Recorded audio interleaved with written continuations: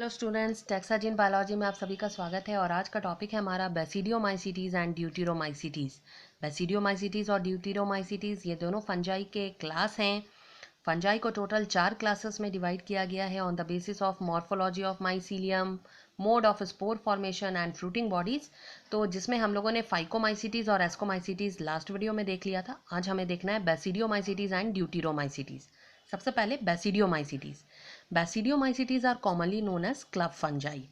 They grow in soil, on logs, tree stumps and in living plant body as parasite. तो इसके ज़्यादातर members soil में grow होते हुए देखे जा सकते हैं, कई सारे लकड़ियों के ऊपर देखे जा सकते हैं या फिर ट्री स्टम्प्स में भी देखे जा सकते हैं, पेड़ की टहनियों पर भी देखे जा सकते हैं। इसके अलावा लिविंग प्लांट बॉडी में ये एज अ पैरासाइट भी प्रेजेंट होते हैं। माइसीलियम, बेसिडियोमाइसीटीज के मेंबर का जो माइसीलियम होता है वो कैसा होता है? Branched and septate. यहाँ जो हमें ध्यान रखने वाली बात है वो ये है, एसेक्सुअल रिप्रोडक्शन यानी कि asexual spores are not found. Asexual reproduction में एसेक्सुअल स्पोर्स यहाँ नहीं बनते हैं, मगर vegetative reproduction takes place by fragmentation. लेकिन वेजिटेटिव रिप्रोडक्शन होता है by fragmentation. Now sexual reproduction जो कि बहुत इंपॉर्टेंट है, तो हमें क्या याद रखना है बेसिडियोमाइसीटीज में? खासकर commonly known as club fungi, mycelium is branched and septate, asexual spores are not found but fragmentation is common among the members. Sexual reproduction basidiospore से होता है और इसी बेसिडियोस्पोर्स की वजह से इसका नाम पड़ा है बेसिडियोमाइसीटीज। तो जानेंगे ये बेसिडियोस्पोर्स कैसे बनते हैं। लेकिन यहाँ एक बात और हमें ध्यान रखना है, वो ये है सेक्स ऑर्गन्स आर एब्सेंट। यहाँ सेक्स ऑर्गन्स एब्सेंट होते हैं और सेक्सुअल साइकिल में जैसे 3 स्टेप्स इन्वॉल्व हैं, प्लाज्मोगैमी, कैरियोगैमी एंड मियोसिस, वो तीनों स्टेप्स यहाँ पर फॉलो होंगे। तो चलिए देखते हैं कैसे इनमें सेक्सुअल रिप्रोडक्शन होता है। तो सबसे पहले हम लोग देखेंगे कि 2 वेजिटेटिव या सोमैटिक सेल्स डिफरेंट स्ट्रेन्स के या डिफरेंट जीनोटाइप के हो सकते हैं।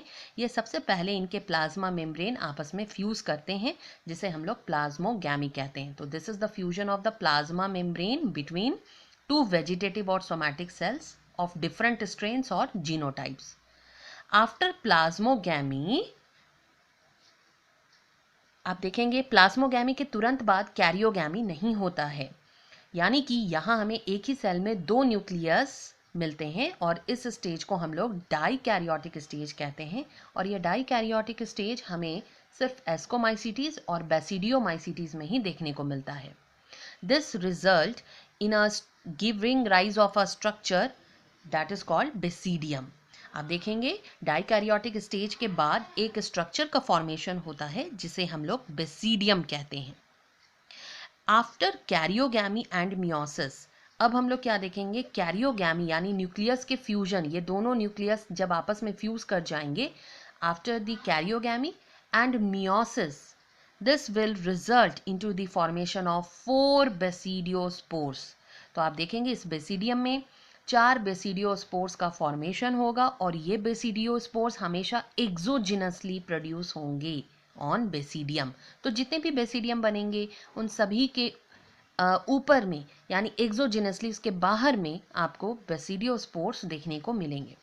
और ये जो बेसिडियम जिस तरीके से अरेंज्ड है in a fruiting bodies, that is called बेसिडियोकार्प्स।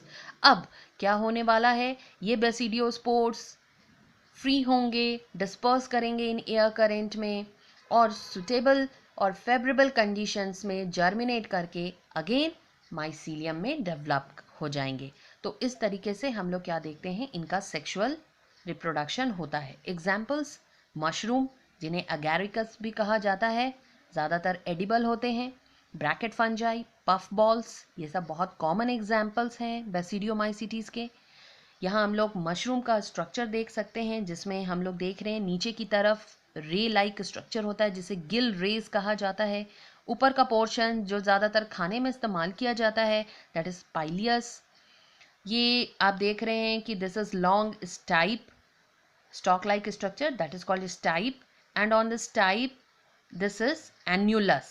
So the ring like structure, this is called annulus. कुछ पैरासाइटिक फॉर्म्स भी इसमें पाए जाते हैं, जैसे कि उस्टिलैगो Puccinia. उस्टिलैगो causes a smut disease and Puccinia causes rust disease. Ustilago is also called smut and Puccinia is also called rust. So must remember, this is all about the Basidiomycetes. Now, the next and the last class is Deuteromycetes. Deuteromycetes, also known as imperfect fungi. Why they are called imperfect fungi? Because only asexual or vegetative phases of this fungi are known. तो ड्यूटीरोमाइसिटीज को imperfect fungi भी कहा जाता है क्योंकि इनका केवल asexual और वेजिटेटिव फेजेस ही अभी तक जाना गया है. सेक्सुअल स्टेज, जिसे हम लोग परफेक्ट स्टेज भी कहते हैं, दैट इज एब्सेंट, या फिर इनके मेंबर्स में ये डिस्कवर्ड अभी तक नहीं हुआ है. जैसे ही सेक्सुअल स्टेज डिस्कवर्ड हो जाता है, अब क्या देखेंगे, उसे क्या कर दिया जाएगा, they were moved into right class, either ascomycetes और बेसिडियोमाइसिटीज. तो ड्यूटीरोमाइसिटीज में जितने भी मेंबर्स हैं वो ऐसे फंजाई हैं जिनका केवल एसेक्सुअल और वेजिटेटिव फेजेस पता है, सेक्सुअल स्टेजेस नहीं पता है, या तो उनमें एब्सेंट है या अभी तक खोजा नहीं गया है. अगर सेक्सुअल स्टेज का पता चल जाएगा तो उसके अकॉर्डिंग उन्हें ड्यूटीरोमाइसिटी से मूव करके या तो एस्कोमाइसिटीज में डाल दिया जाएगा या फिर बेसिडियोमाइसिटीज में.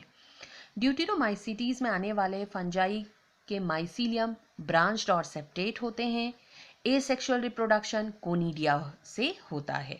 तो asexual reproduction by conidia which are formed in a special mycelium that is called कोनिडियोफोर्स.